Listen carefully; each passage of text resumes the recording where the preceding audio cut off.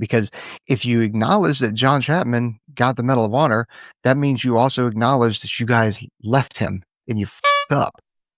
And they didn't want to do that. So instead of owning it, they tried to hide it and tried to dissuade Chapman getting the Medal of Honor. One's ready. Go!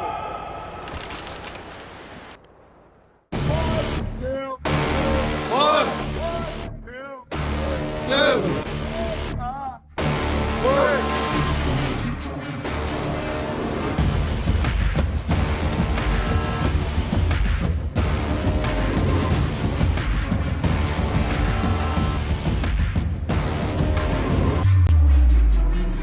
Grind every day, yeah, we aim for the stars. Feet on the ground, but our heads are on Mars. Visions of glory, sweat on our skin. We craft our story, determined to win. We the titans, with hearts untamed. We face the giants in this battling game. Our dreams are loud, echoes of them remain. We stand as one, heading for the Hall of Fame. We chase the lights till the final whistle. Believe it when we say we never settle. We chase the lights till the final whistle. Believe it when we say we never settle. We did it, we did it, we did it. Hey everybody, welcome back to the One's Ready podcast. You're in the team room. You just have me this morning or today, whenever you happen to be listening to this. Everybody else is out effing off. Not really putting in the work, let's be honest. Some of us care about this thing. Some of us don't. Some of us care about you guys. Obviously, if you have interacted with Aaron online, he doesn't care about you. So that's pretty much par for the course. Trent, he secretly cares for you through a lot of sarcasm. You know what? No, he doesn't. Really. That's it. He doesn't care about you. And that's the kind of respect that you guys deserve because you're not actually on team yet. Anyway, hey, listen, before we hop into that, oh no, an ad read. Oh, good God. The Las Vegas Operator Training Summit. If you go to operatortrainingsummit.com, and I'll tell you what, I'll just take you guys there now. Operator Training Summit. This is our new site. I mean, it's an additional site to the One's Ready site, but this is the site that me, Aaron, Trent, Chris Thomas from Guardian Grit, and Taylor Starch from Taylor Starch, the mad scientist, have put together with some help. Obviously, we could not make this site look as good and operate as good as it actually is. So we had some help doing it, but it kind of gives you an idea of what the Operator Training Summits are all about, who can attend, some of the locations, and more importantly, where you can actually register for these. So if you go to get registered, and once we get more events scheduled, and it's not that we haven't scheduled them yet, I'm trying to work through the finite details of the days and the locations to make sure that we don't have to change something on you.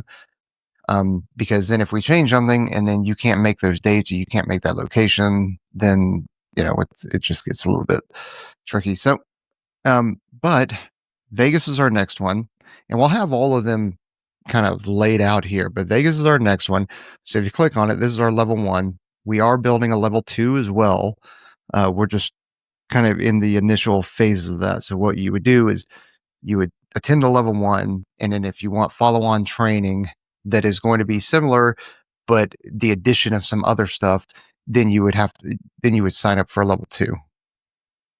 So our level 1, which is kind of the foundations, you can select your shirt size there, how many people you want to register. You'll end up selecting it, filling out the form.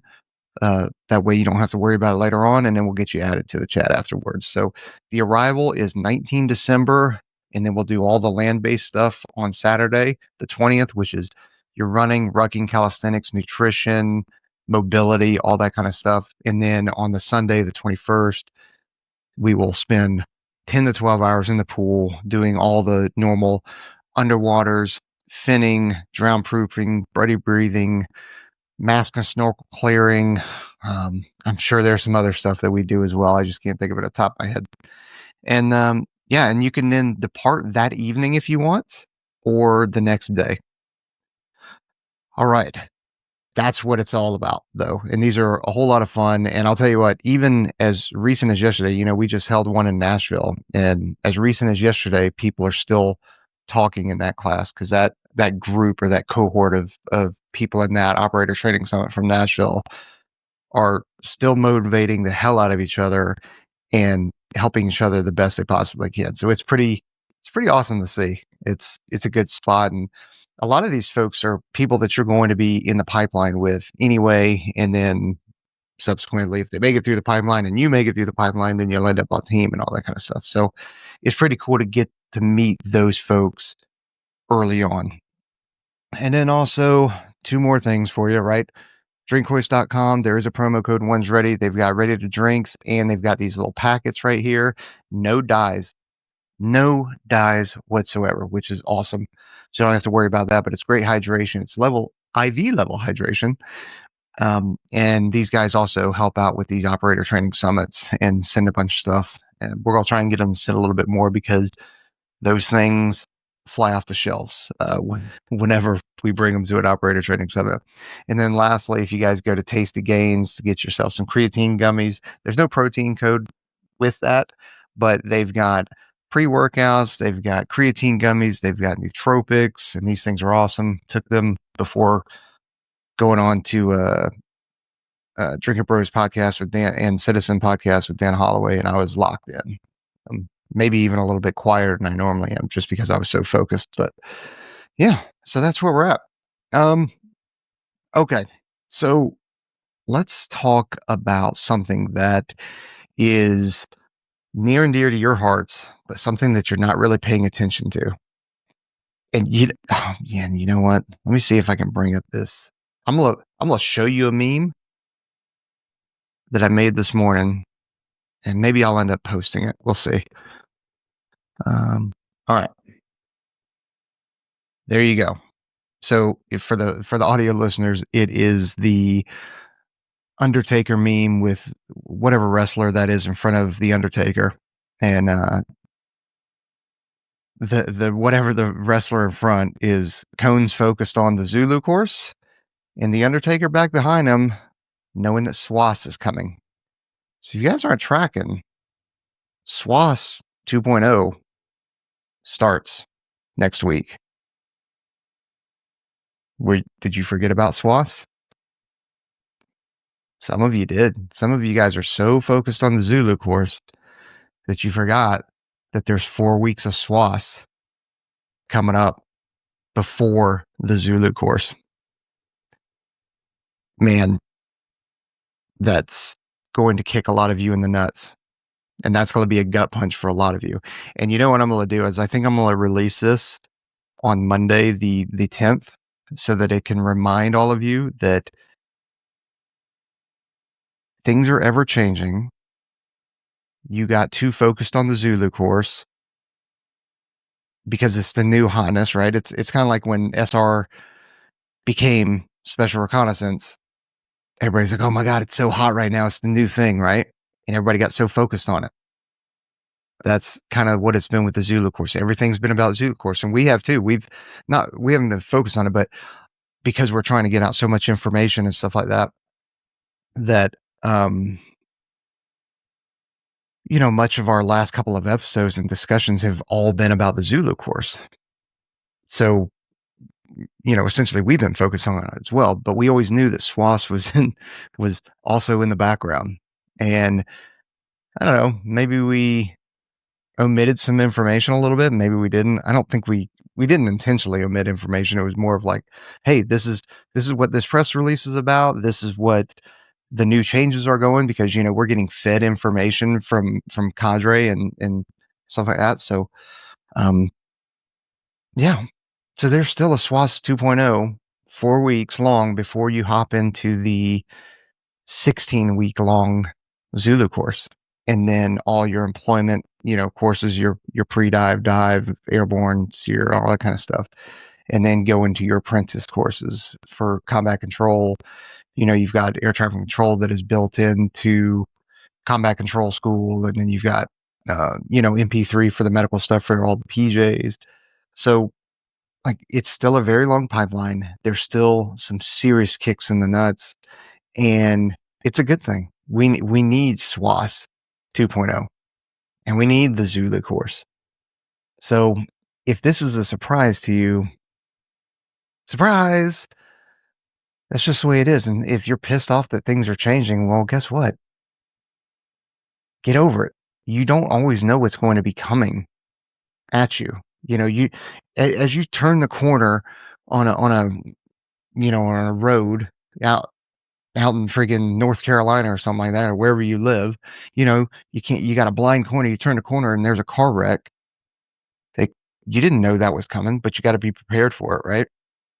You don't know how bad that scene's going to be. You don't know if you're going to have to throw a tourniquet on somebody. You don't know if there's a shootout going on. You don't know if, there's a kid choking. You got to stop and give them the Heimlich maneuver. Like, you don't know, but you need to be ready. And that's the whole point of this is if you weren't tracking the SWAS, now you are. And I hope you have been preparing, because if you don't think that everything's going to be thrown at you, things like sleep deprivation, not enough food, probably some dehydration, because it is difficult to stay hydrated when you're doing that much stuff.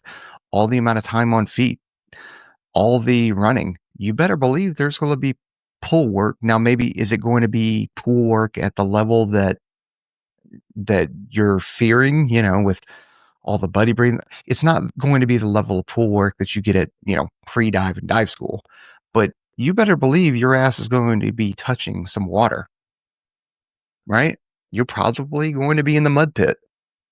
You're probably going to be, it's San Antonio, Texas. There's probably going to be fire ants. It's all these things that are unknowns that you just need to be prepared for. And that's the reality of it. So yeah, SWAS 2.0 starts next week. I think specifically it starts on, let me bust out the calendar. I think it starts on the 12th, which is Wednesday, because of the 11th being Veterans Day. Believe me, the cadre also want to be off on Veterans Day and hang out with their families and go partying or whatever they're going to do. But on that Wednesday, things are kicking off, and you better be ready for it, because it's coming at you and it ain't slowing down. So I'm excited to hear about that. A couple of updates from the Zulu course. Let's see, y'all. I had heard that they were rucking around, like, just to give you an idea, I heard that some of those guys are rucking around with 100 pounds of gear, doing 8-mile rucks at the normal pace, sitting around 3 hours of sleep. And guess what? I know that it's Texas, and let's see what the temperature is in San Antonio here. Weather in San Antonio forecasted for this week and next week is 63 degrees right now. Okay. And the high is going to be 72. That's not too bad. Oh, well, actually next week it's going to get into the low 80s. But so to put that into perspective, there were 5 heat casualties last week in the Zulu course. 5. It was in the 70s. That is very, very difficult to have a heat casualty, at least in my opinion. I'm sure that there's some medical people are being like, no, actually, it's really easy. To have a heat casualty in 72-ish degrees is you are not hydrating well enough, you are not fueling well enough, and you are doing some serious exertion. So the Zulu course is also no joke. But yeah, man. So I hope those heat casualties are feeling better. But it's if you thought that things were getting easier, you're mistaken.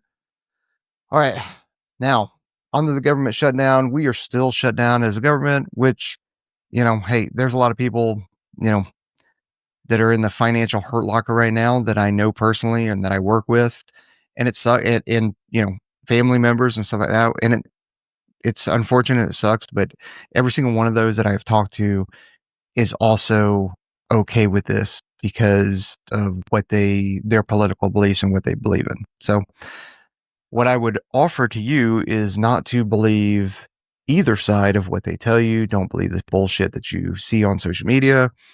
When they start talking about, ending the filibuster, when they start talking about the Republican shutdown, they start talking about the Democrat shutdown or Schumer shutdown or anything like that. They're all politicians. They're all pieces of crap. And there you go. That's where we're at. But with that said, I am for smaller government and all that kind of good stuff. So, and to quote Dan Holloway, if as long as the government's not working, that's less that they can mess up our country anymore. So there you go. But we'll see. We've got a pool going on at work to see what, and not for money, it's gentleman's bet, of course, but when it's going to end. So I'm going to shoot my shot. And just because, it seems like we're in a simulator right now, I'm going to go for January 6th. I think that's when the shutdown will end. I just, it's just weird dates like that. And, there's enough trolls out there, and the simulator, the people that are running the simulator, or the things that are running the simulator, they've got a sense of humor, and there you go. I mean, I don't even know when 3 Atlas is going to be here. I mean, isn't that coming here real shortly? Getting closer and closer every day. I mean, dude, and that one Dr. Loeb or whatever his name is everywhere. That dude can't get on enough shows. So we'll see what happens with that. I don't know. I don't tend to think it's an alien ship. Do I kind of hope it is? Or kind of curious if it is? Sure. But it's also kind of scary if it is, because who knows how they'll act? Who knows how we as a human species would act? Oh boy. Yeah. So anyway, let me share this screen with you guys. And I will say that I called it. I called my shot here. And let me see. Yep. Okay. I got the right screen. I called my shot when the new chief staff of the Air Force was announced that it was Wielsbach, General Wielsbach. I said right off the bat, I'm like, dude, the next SimSAF, or Chief Master Sergeant of the Air Force, is going to be Dave Wolf. And that's where this whole meme's coming from, is shit. You're sending the wolf? That's all you had to say. So he's got a security forces background, missileer, or for security forces in the global strike arena, and that kind of stuff. He'll end up being the next Chief Master Sergeant of the Air Force with Wielsbach. And the reason why I kind of knew that was going to happen is because they have been a command team at like the last 4 assignments. They are just traveling together essentially. So it was pretty easy guess, but there's an unbelievable amount of politics that go on at these levels. And so you never know for sure, but he is going to be the next Chief Master Sergeant of the Air Force. So congrats to him. I don't know. Let's see if people are happy about this. Is it Wolf or Wolfie? Name tapes you can actually read with more than 6 feet away. That should be a thing. Okay. I didn't even pay attention to the name tags. What's so big about the name tags? That you can read it from here? Okay. That's kind of, all right, whatever. Let's see what else. People are happy about it. Congrats, Chief Wolf. Love that. Yeah. So, okay. So people seem to be happy about it. So we'll take that. We'll see how this next kind of Air Force administration does. I mean, let's be real, dude. It's a lose-lose job. I mean, I would say that Goldfein was, I enjoyed serving under Goldfein. I actually enjoyed serving under Welsh as well. That's really when I started paying attention to who the CSAF was, and really the SimSAF. I definitely paid attention to the SimSAF when it was under Welsh with Chief Cody. Before that, I mean, I remember some of them, but I was such a young airman in NCO that it didn't really affect me, and I was just deploying. So I care less. I started paying attention to it a little bit more under Chief SimSAF Cody, and then enlisted Jesus SimSAF right. So Yeah, we'll see, man. But Vilsbach just released his kind of initial address to the Air Force, or the Department of the Air Force, and it wasn't bad, but Aaron and I were talking about it. These general officers, and especially when you're the SimSAF or CSAF and the SimSAF, you guys get kind of lost in your words when you could just go, "Hey, here are my priorities." One, two, three priorities, kind of thing. I'm see if I can find it. Yeah. Here are my priorities. 1, 2, 3. I'll lead you bravely and honestly, and I ask that you follow me the same way. God bless America. End of email. Just sign it off. Instead, you guys get so wrapped up in word vomit that you don't simplify it. You don't need to come off verbose and things like that. Clear, concise, boom, boom, boom. Thanks for serving. Love you guys. I'm out. That kind of thing.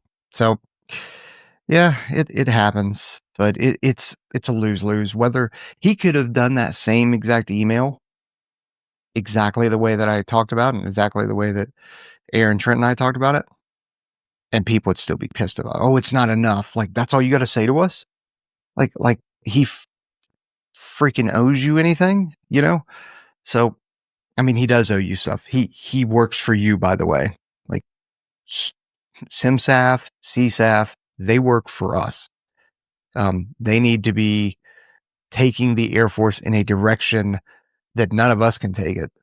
Like, we collectively can take the Air Force that way, but we also have to have the correct leadership to be leading us that way. So, like I said, it's a lose-lose situation on their part. I've talked about it before. You had SimSAF Joanne Bass, who was all over social media, communicating with everybody. She had some faux pas. We've had her on several times. We've talked about those faux pas and those mess ups, and she acknowledged them and owned them. And we're going to have those. We've been doing this for almost 6 years now. 6 years this month. Shit. And we've had plenty of faux pas. You're going to. And then you have SimSAF Flosi that came in following Joanne Bass, and he was not on social media, or very rarely on social media. He had acknowledged, "I don't like social media. I'm not, if you're expecting me to be on social media all the time, then look somewhere else, because it's not going to be for me." So he got slated for that. So you got Joanne Bass getting slated for being online so much. Then you got Flosi being slated for not being online enough. And I'd be willing to bet if there was a happy middle, people would still be going, "You're online too much," or online too little. So it's a lose-lose. You can't win. You can't make everybody happy. So, and by not making other people happy, let me pull this one up now. Let's talk about what. Let's see. Is that it? Nope. That's it. So he's talking about making people happy. People want these duty identifier patches to come up. So if you're not tracking what the duty identifier is, let's see, which side of the shoulder? It went on the shoulder. It was on the left shoulder, if I remember right. And it had things that had WPNS for weapons, and you had LRO for logistics readiness officers. You had SUP for superintendent or lead soup. You had Dagger, DAGRE. You had EWO. You had Dirt for the Dirt Boys, and like Red Horse and CE. So all these things were duty identifiers. That way, the point of it was to be able to identify people and know what specialty you're talking to. Because if you have the little functional badge, because it's those functional badges are so condensed and so threaded that they are very difficult to see unless you come from that community and you can recognize it. So that's where these made it easier. Now, people are upset and they were taken away by CSAF and Commander of Air Combat Command, who is now the new CSAF. But I don't think people know what these were always a tactical thing. Like we on the special operations side have been wearing these for years, in an IR capacity or maybe a glow in the dark capacity, because when you're on target, you need to know who you're looking at, especially when you start talking about an assault force that has, alphanumeric numbers that are associated with it, so that you can go, hey, echo team or echo whatever, I need you guys to go this way, and that kind of stuff. So it was always used for a tactical, and then, like many things, it gets taken into a garrison or a more admin type role, and that's where these came from. So I don't really care if these get added or not. I don't think it makes us look more unprofessional, but I also don't I don't know why they were removed. You know what I mean? Like, unless it's some kind of an OPSEC thing, operational security kind of thing, which for me, that's kind of a stretch. I mean, if you see somebody that has MUNs for munitions or dirt or something like that, or SF for security forces or dagger, that doesn't, I don't target them more or less if I'm going to target anybody. So I don't know what the purpose of removing them or unauthorizing them were or was or is. If they make a comeback, great. If that, like, that's the thing, is people want it back for morale, right? But do you base your morale off of some fabric? Like in string, love that SpongeBob. Yay! Let's see what some of these comments say. As someone in the Army who served with the Air Force on deployment, they definitely helped us a ton to know who did what. Plus, who doesn't love patches? And if a patch shows indiscipline, is that what this? Indiscipline? Then I think we have a way bigger issue at hand. So I would agree with that, really. I mean, I kind of said that exact same thing. The funny part is that it is somebody from the Army. And if you have never worked in the Army loves patches. That is their jam. Anything they can do to get a patch, they will do it. They'll go to whatever school they got to do. Just give me that patch. This would definitely be a power move for the CSAF or SIMSAF to get a morale increase from the Air Force. It is everything's about morale with people in the Air Force. I don't know if that's the case in the Army and the Navy and the Marines. I don't see it happening. I don't see morale being an issue in the Marines like that. Or at least maybe not an issue, but a constant talk of discussion. Like, everything's fuck. Man, I wish Trent and Aaron were here for this, because why is morale such a hot topic in the Air Force? Is it the Air Force's job to make sure that you're happy? I don't think so. I mean, if you go work at Starbucks, and is it Starbucks' job to make sure you're happy? Because if not, you could just leave. And you can do kind of the same in the Air Force. Now, are you under a contract? Yes. But with the amount that the Air Force is giving you, like, you serve your contract, which is, 4 years, 2 additional years, or whatever it is, and then you're done.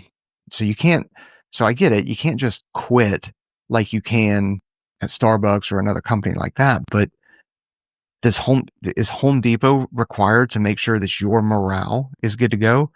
Or are you responsible for your own morale to make sure that you're resilient and robust enough to handle an ass chewing, or having a bad day, or a rude customer, or dealing with commuter traffic? Like, is that...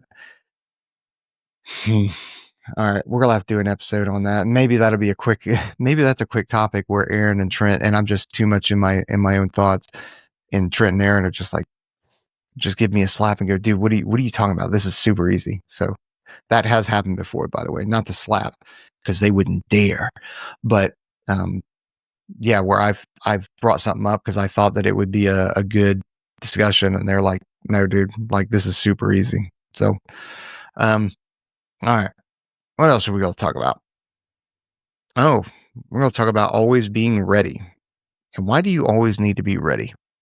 And I kind of alluded to it when we talked about, driving someplace around a blind corner and all of a sudden you come across an accident or something like that. So this happened on Eglin Air Force Base, and I'll read it for you guys. It said, "My husband came up on a bad accident this morning right outside Eglin on Eglin Boulevard. Several airmen jumped right in, used their belts as tourniquets, and cared for the severely injured driver until EMS arrived. He didn't get their names, and I know there were more people out there who aren't pictured, but I'd love your help identifying them so they can be recognized." So this looks like a pretty horrific accident here. And for the audio listeners, what you've got is, if you've been around that area, it's highly wooded. There's rather big shoulders. However, those aren't considered shoulders, I guess. It's just a lot of grass up until you hit the trees. There's a pretty bad car accident. It looks like all airbags were deployed, and you've got a sheriff that's reaching in, and you've got two airmen in uniform reaching in, and it looks like there's a civilian. Well, actually, I don't know if she's a civilian or if she's in military off duty, because she's wearing jeans and she looks like a hoodie that has a unit designation on it. And then it looks like there's that's not Navy, is it? That's Australia. Is that all? It's either an Australian or a New Zealand person there, in uniform as well, trying to help out. So, man, that looks like a horrific accident. Not great. Let's see what the comments were. Free Buffalo's Reef for life. If you guys haven't been to that area, I don't know if Buffalo's Reef must still be a thing, but it was a wing place right off of Eglin Boulevard. This is pretty funny. Senior airman gonna be late helping out due to a major accident outside the gate. Me, pictures or it didn't happen. Senior airman says, check the airman NCO page. Me, touche. That's so true. And someone else said these airmen that jumped in should be considered for airmen's medals if it's outside of the scope of their normal duties. If not, they should be eligible for some other award for their service. So Joanne Bragg, I disagree with you on that one. Or yes, I do disagree with you. Somebody already took care of it. Said no, airmen's medals are for risking their life to save or try to save another. The key is risk to their own life. In this case, an Air and Space Commendation Medal or Achievement Medal is appropriate. I would agree. I would throw in an achievement or a commendation or something like that. Airman's Medal, you have to intentionally put your life at risk to save somebody else or attempt to save somebody else. It says what it is, and I've seen people like Ivan Ruiz go underwater in a car with electrical poles buzzing around, like buzzing around, a car on fire, all in the same span of 20 feet, to try and save 3 kids and a mother. Ivan Ruiz, and he got denied an airman's medal. So I mean, dude, you got somebody who in a wrecked car that's flipped upside down, swimming in the water to save 3 kids and a mom, with another car on fire. Oh yeah, Ivan also had a broken arm. He had broken his forearm because he was in the car that was driving that caught fire that hit the electrical pole. And so with a broken arm, he is still underwater, swimming through the other car's cabin as it's upside down to get these kids and a mother out. And he didn't get an airman's medal. Now, I'm not saying that's right. I'm saying he 100% should have gotten an airman's medal. There's no doubt in my mind. And the fact that it got denied twice is crazy to me. So put that in perspective with this. You help out with an accident, you're being a good Samaritan. Should you get an accommodation or achievement? Absolutely. Not an airman's medal, though. So, yeah, anyway. But more importantly, thanks to these airmen and the civilians and the police that actually help out with this. I don't know exactly what happened with the car accident, but you see somebody who's in trouble and somebody that needs help, you got to jump in and help them. I mean, there's just, and that is why we talk about always being ready, staying in shape, not being a fat body, right? Making sure you're running. And listen, a lot of people hate running. A lot of people hate cardio. That's fine. A lot of, I talked to a police officer yesterday. We had him on, and this will released before that episode. And he's like, dude, I hate cardio. I don't do it except for when he does CrossFit. Well, he's also a SWAT dude, and he's enormous. So his job, his duty is to be huge and lift and throw around things because he's super strong and breaking in doors and stuff like that. But at some point, he may have to chase somebody down, just like someone else may have to chase somebody down, So you've got to find a mix. You can't just be some incredible runner and not be able to pull a body out of a car. Just like you can't be some enormous, super strong dude, but not be able to run or at least do some sprints to catch somebody. Same kind of thing with coming on car accidents, right? You never know what you're going to find yourself in. So you just need to be ready. You're just preparing for life, and if that means doing more cardio, lifting more weights, doing CrossFit, doing high rocks, doing whatever it takes, coming to an operator training summit to get you more comfortable in the water. You don't have to be going into the Air Force Special Warfare Pipeline. We have a Las Vegas Metro cop that listens to us. I need to respond to his email because I just saw it. He wants to come because he's planning to go be part of Las Vegas Metro's search and rescue team, right? He's not going into pipeline, but I'll tell you what we're going to do to him in the water is going to help him immensely. The things that we're going to do to him on land that Taylor Starch is just going to blow his mind with training. It's going to help him, not just in Las Vegas Metro's search and rescue, but just in life, So that's why we preach it constantly. All right. Last thing for you guys. And okay, yeah, I'm gonna talk about it. Thought about not talking about it for a second, but I do think it's pretty funny. So we're gonna talk about it.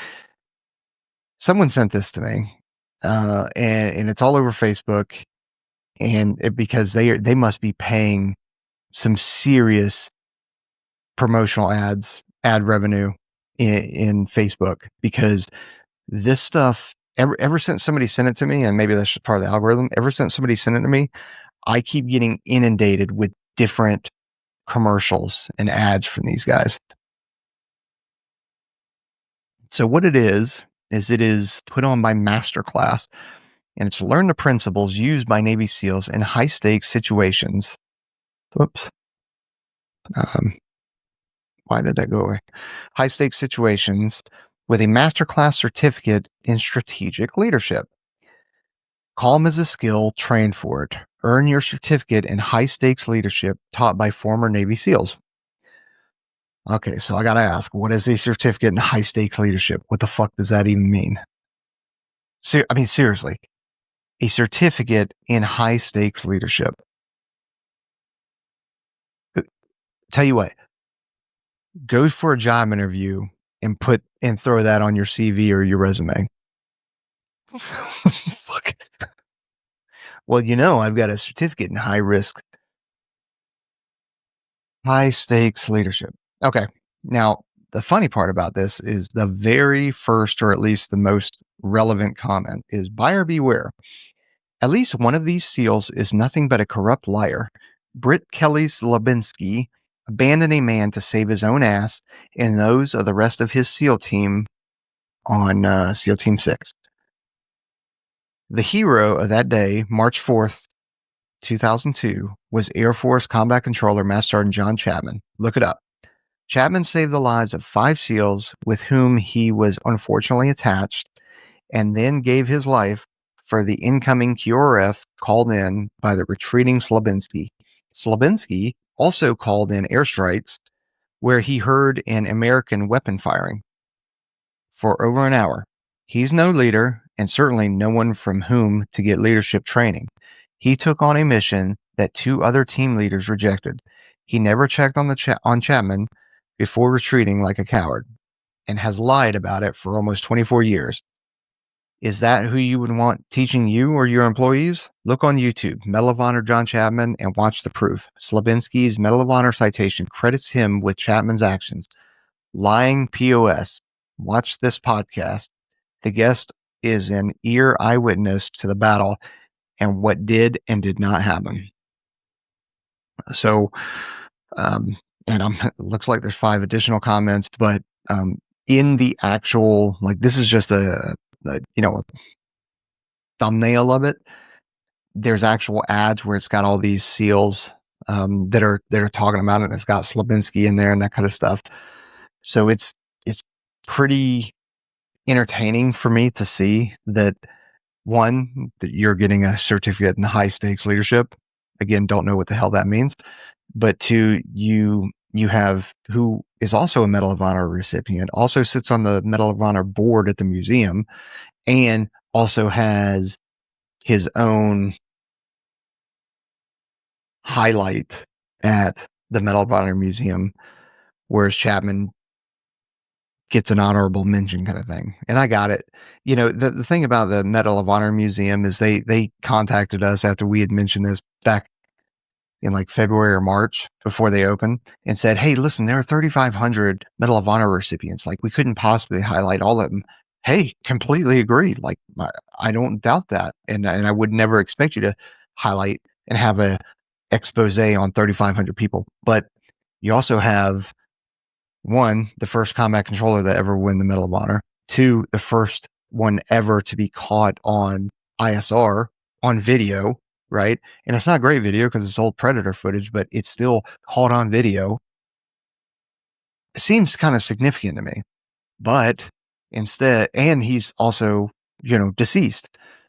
But instead, you put in one of your own board members, did an expose on them, happened to be in the same exact mission.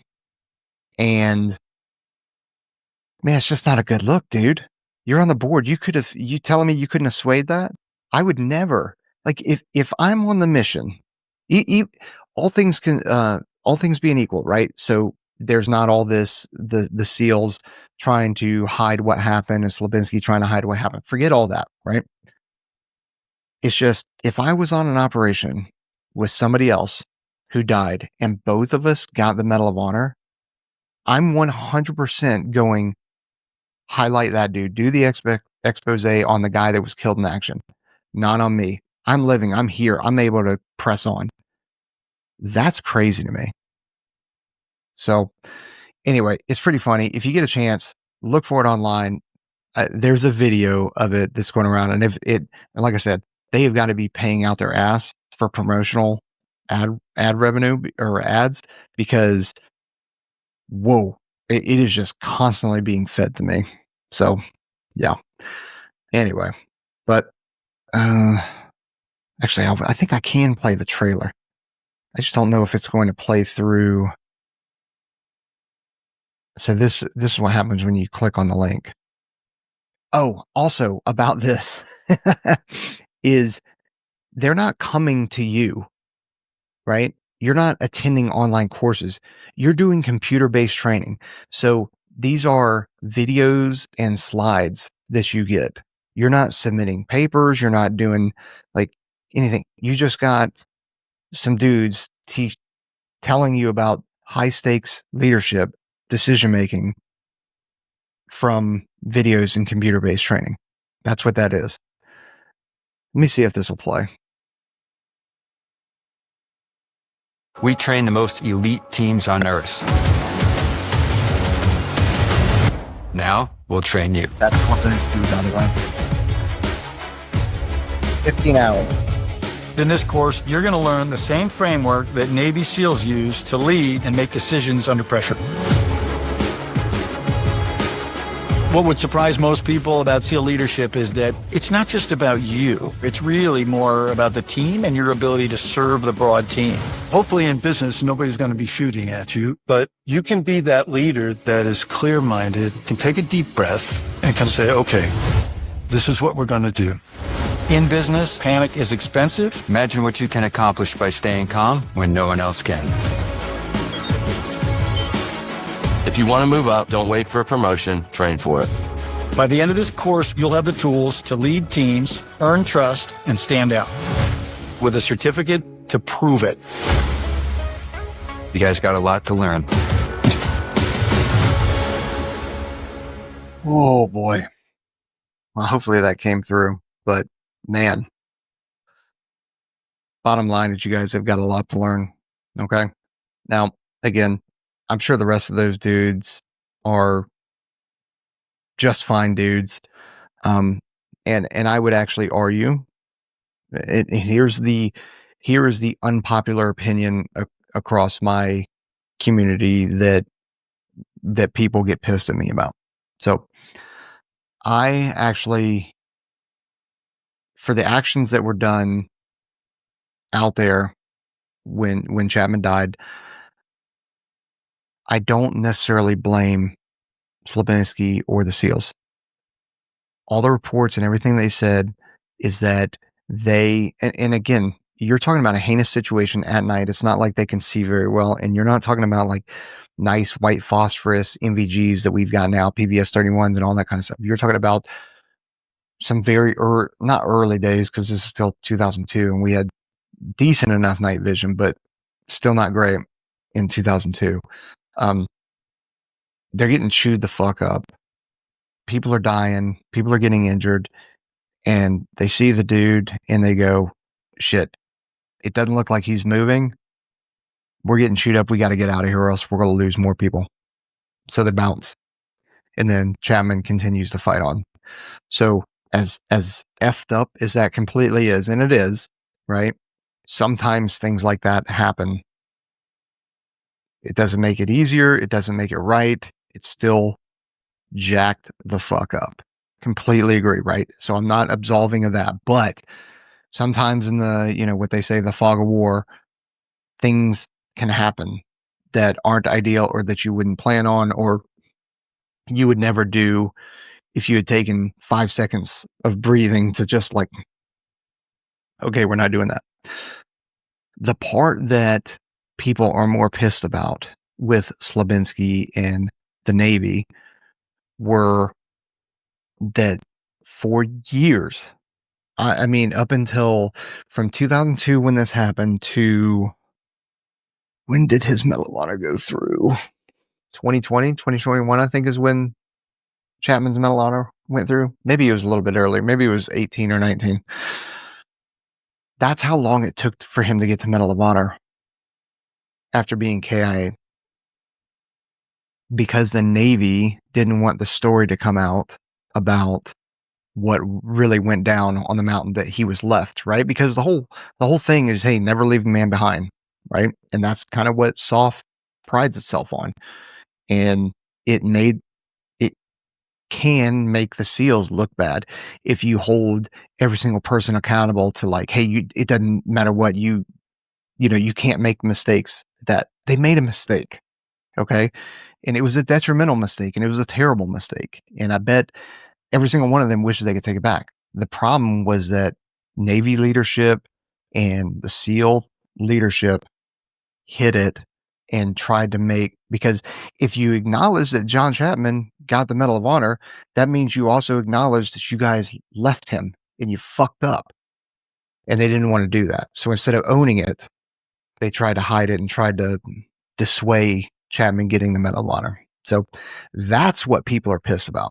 And then obviously the Medal of Honor Museum and all that kind of stuff. So anywho, So sorry, kind of went off on a tangent on that one. But like I said, it's not a popular opinion across my community, or my opinion is not popular in my own community with that. But because everybody wants to, hold everybody accountable. And hey, I'm all about accountability, but at some point we also all have to acknowledge that we make mistakes.